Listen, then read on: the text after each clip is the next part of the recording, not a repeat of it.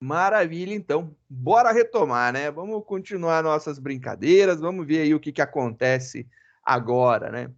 O nosso codigão de busca binária aparentemente está lindo. E se vocês perceberam, a gente está utilizando recursão. A gente está chamando o método de busca dentro dele mesmo. Então, a gente chamou o método de busca dentro do próprio método de busca. Recursão.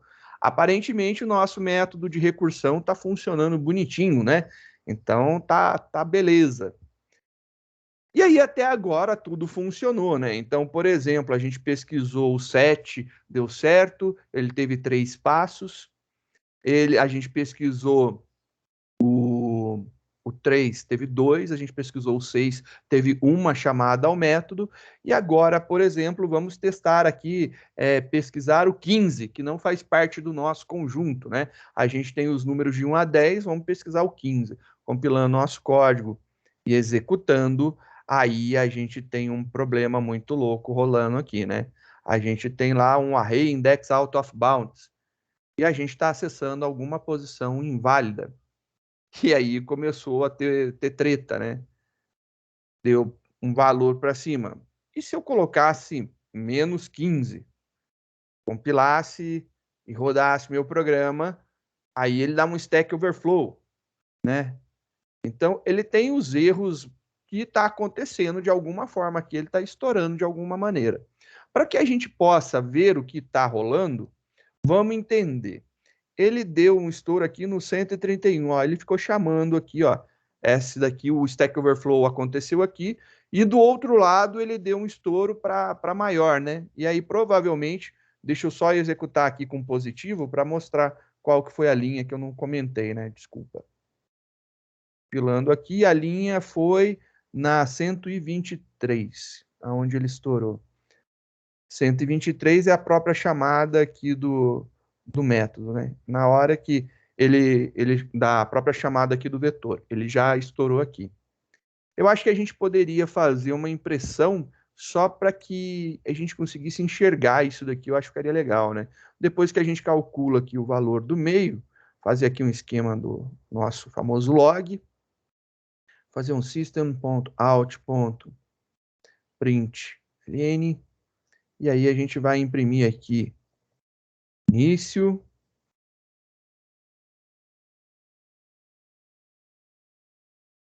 início.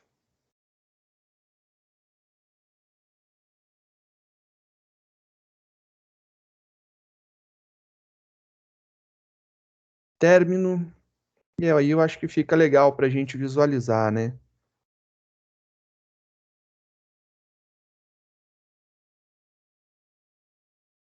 O que está acontecendo aqui no nosso codigão. Então vamos ver lá. Valor positivo. Vai dar um array index out of bounds.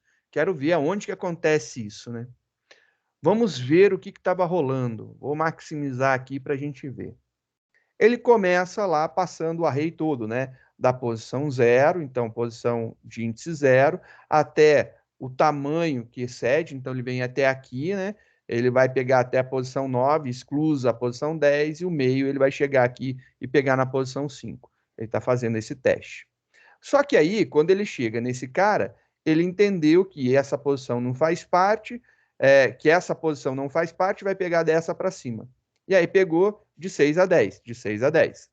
Não está aqui o valor, porque ele está acima desse daqui, ele vai pegar de 8 a 10, vai pegar de 8 a 10. Não está, ele vai pegar de 9 a 10. E aí ele vai pegar o 10. Quando ele pegou o 10, até aí estava valendo, que era de 9 até 10, índice 9 até tamanho 10 estava valendo. Mas quando ele fez isso daqui, ele estourou. Aí com isso daqui ele estoura, porque o índice 10 não existe, né? E aí a gente tem um problema e ele dá reindex out of bounds. Beleza, então a gente viu o momento do estouro positivo. E se a gente colocar aqui o negativo?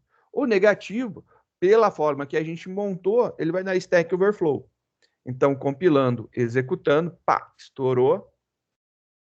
Vamos ver, voltando lá no início. Aí ele começa, ó, de 0 até 10, ele pegou tudo. Depois, de 0 até 4, então de 0 até o índice 4. Depois, ele vai pegar de 0 até o índice 1, então de 0 até o índice 1. Aí depois ele vai pegar aqui, ó que interessante, só para a gente ver, né? Só para a gente ver aqui, ó, no nosso índice. A gente vai pegar de 0 até o índice menos 1. O término é menos 1. E aí ele vai somar esse cara. Então, 0, ele vai pegar 0 mais menos 1, vai dar menos 1, dividido por 2 vai dar 0, e vai continuar. E aí ele vai continuar, e ele vai continuar. Ele vai continuar, continua, infinitamente, até estourar a pilha de chamadas, né? E aí ele chega aqui em um determinado momento e dá o Stack Overflow. E aí ele estoura. Isso daí é um problema sério que a gente tem, né? Que ele ficou se chamando tantas e tantas vezes que ele não aguentou mais e estourou. E a gente acabou de perceber que a gente tem um problema que é um problema de recursão.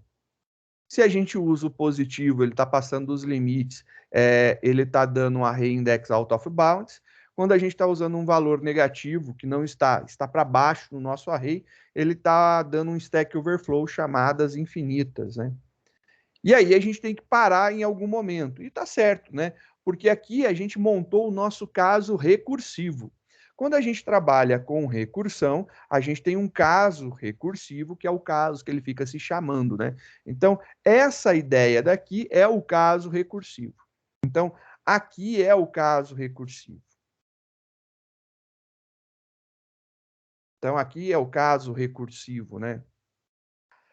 E aí eu preciso montar agora o caso base, que é onde ele para de chamar.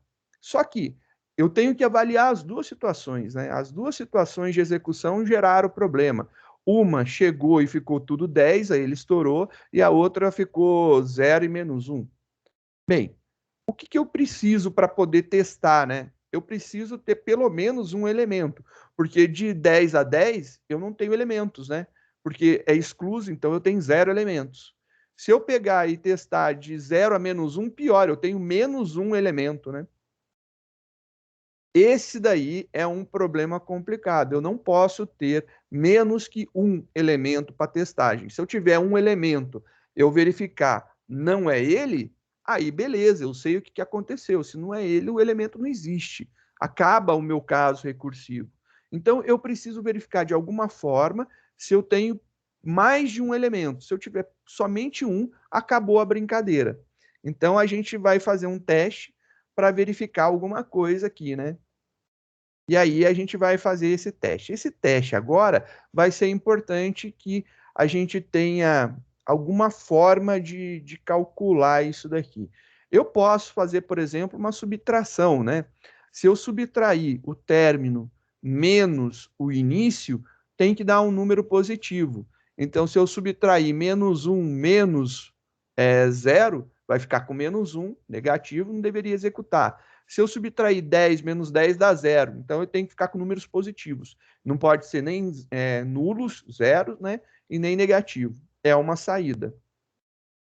Mas em todo caso, se a gente executar, eu vou comentar isso aqui só para eu poder mostrar a execução, né? Aqui a gente está com um valor negativo. Vamos rodar esse cara com valor negativo para ver. Com o valor negativo, vou colocar aqui no início, aonde ele chegou. Olha lá. Com o valor negativo, vamos pegar aqui o início e o término. O início era menor que o término. O início e o término. Início menor que o término. Início e término. O início é menor que o término. A partir desse momento daqui, o início se tornou maior que o término. 0 é maior que menos 1. E aí, depois disso, ele só ficou com esses valores. Então, o início maior que o término. Beleza. Opa. O outro caso que a gente avaliou é quando ele estoura para cima, que dá reindex out of bounds, né? Compilando e executando, a gente tem aqui o momento do estouro, né? O início está menor que o término, o início está menor que o término, o início está menor que o término, e aqui o início está igual. Se eu subtrair um do outro, vai dar um número zero. Então ele tem que ter pelo menos um, e aqui não tem um elemento, tem 0 elementos. Eu posso, então, verificar, ao invés de fazer uma conta, simplesmente verificar se o início é maior que o término. Se o início for maior que o término, beleza.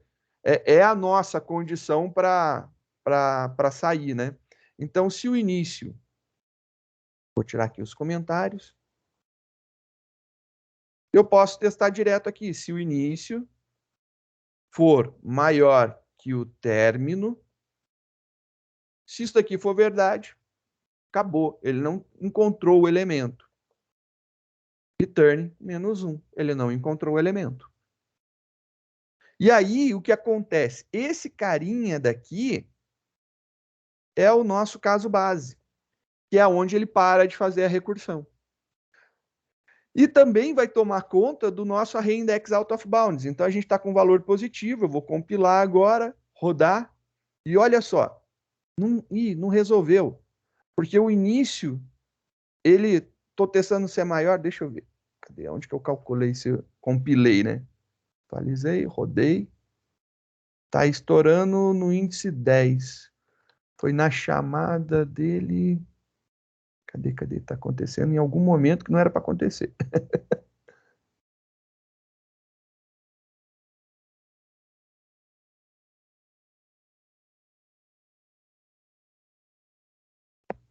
Ops, né? Tem que ser maior ou igual, né? Se o início for maior ou igual, aí ele vai cuidar disso daqui. Beleza. Se o início for maior ou igual, ele vai falar lá, olha, elemento não encontrado, né?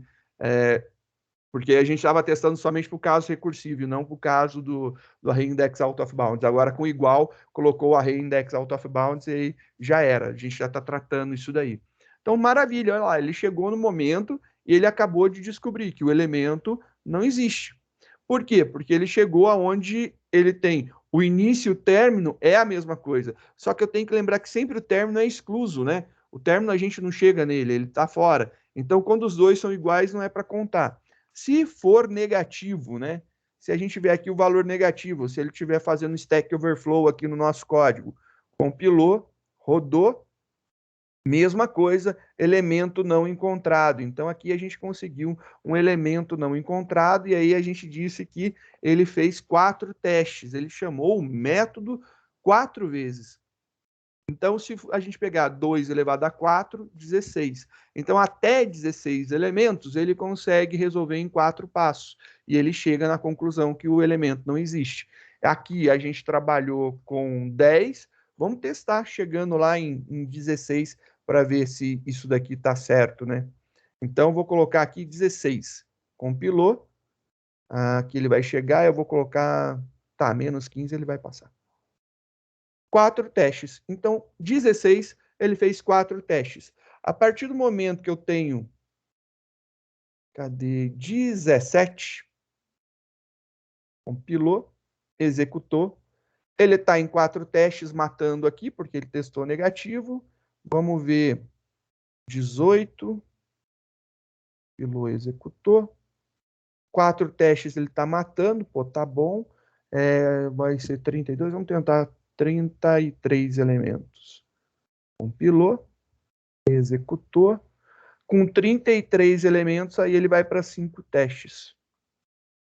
E aí a gente começa a ver aí as execuções, né? E fazer os testes de rodar isso daqui, né? Se eu tentar buscar, vou colocar um valor maior aqui, 150 positivo, ele também vai bater lá em 6 testes. Ele conseguiu chegar em 6 testes. Ele descobriu em 6 chamadas do método que o elemento que eu estou procurando para 33, dentro de 33 elementos, ele usou 6 buscas para descobrir isso daqui. E aí a busca é bem rápida, é bem esquematizada, né? Eu acho muito bacana essa ideia do método ser recursivo, e a gente tem sempre que lembrar a forma de parar a recursão, que no nosso caso aqui foi montado através aqui do caso base, aonde eu estouro. Então, de qualquer uma das formas, a gente vai chegar lá na conclusão. Esse daqui é o algoritmo da busca binária. Então, a busca binária, ela vai verificar se ela pega o tamanho do array e divide por 2, porque a premissa é que tem que estar ordenado de forma crescente, não tem elementos repetidos.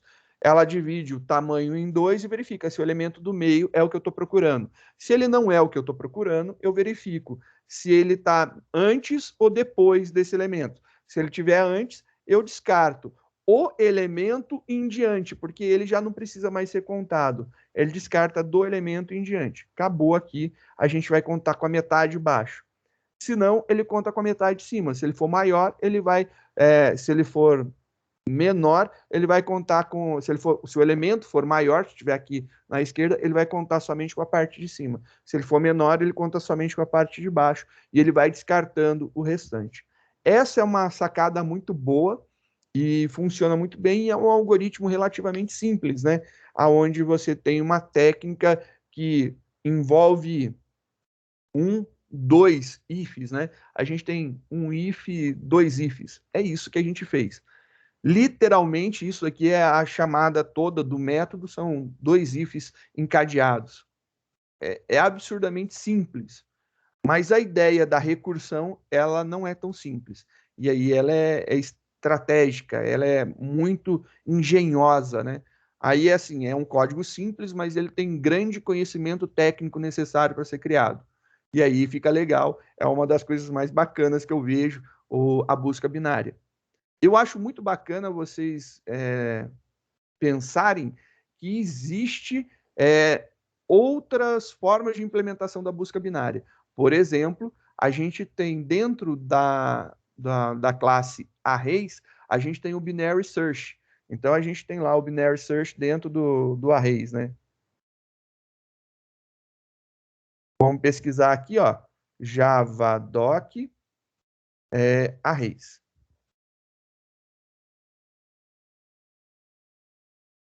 O Javadoc Arrays tem tanto um método de busca, que ele tem lá um sort da vida, como ele tem o método de ordenação sort e o método de busca binary search. Vamos ver aqui os métodos, né? Olha lá, ele tem lá binary search. Então ele tem binary search para buscar um array de byte, aí ele tem uma implementação aonde você passa o array todo e a chave que você quer. Ou você passa o array dizendo aonde começa, aonde termina e a chave. Nossa, é bem parecido com o que a gente montou, né? Esse aqui fica bem no esquema. Você tem lá binary search passando o array todo e a chave, ou se não, você passa a faixa e a chave. Um array de double, um array de float e um array de int. Esse daqui foi exatamente o que a gente montou agora, que a gente montou um array de inteiros, aonde a gente passa o array, passa aonde começa, até onde que vai e qualquer chave que faz parte dele. Então, é a implementação da busca binária, né? A gente tem aí a montagem, e aí ele fala o seguinte, né? Que precisa estar ordenado. E aí é muito interessante que a busca binária faz com que o nosso algoritmo tenha que estar ordenado. Isso é extremamente importante. Ela precisa estar ordenada, senão ele vai dar problema. E ele mostra aqui como que é. Da mesma forma que a gente montou, aonde começa é incluso, aonde termina é excluso. Então, por isso que eu passo lá no array de 10, eu passo de 0 a 10. O 10 é excluso dentro disso aí. Ele teria que ir de 0 a 9, né? Eu não passo o último elemento, eu passo o tamanho, né? O próximo elemento ali no caso. E ele retorna também menos 1 quando tiver algum problema. E ele faz esse esquema. E aí é importante você verificar que é o mesmo algoritmo. Isso daqui dá para testar e fazer algumas brincadeiras, gerar arrays realmente grandes, e aí com números aleatórios não repetidos, né? Eu acho que seria legal. Por exemplo, um array de 1000 posições com elementos aleatórios não repetidos, até 10.000, por exemplo. E aí dá para fazer numa boa, que aí não vai ter problema nenhum. Feito isso daí, como não tem repetido e está ordenado, verificar se a busca binária do arrays.search ela é mais rápida ou se a busca binária que a gente montou é mais rápida. Obviamente tem lá os detalhes de implementação que são utilizados, né? Então é bem bacana você ver isso daí. mas é um teste bem legal de ser feito para ser estudado, para aprimorar os estudos. Essa busca ela é importante para que a gente entenda um pouco mais de recursão. E eu acho importante chegar nela antes de ir para o próximo método de ordenação, que é a ordenação rápida, o famoso quick sort. Então, vamos para o próximo método de ordenação agora.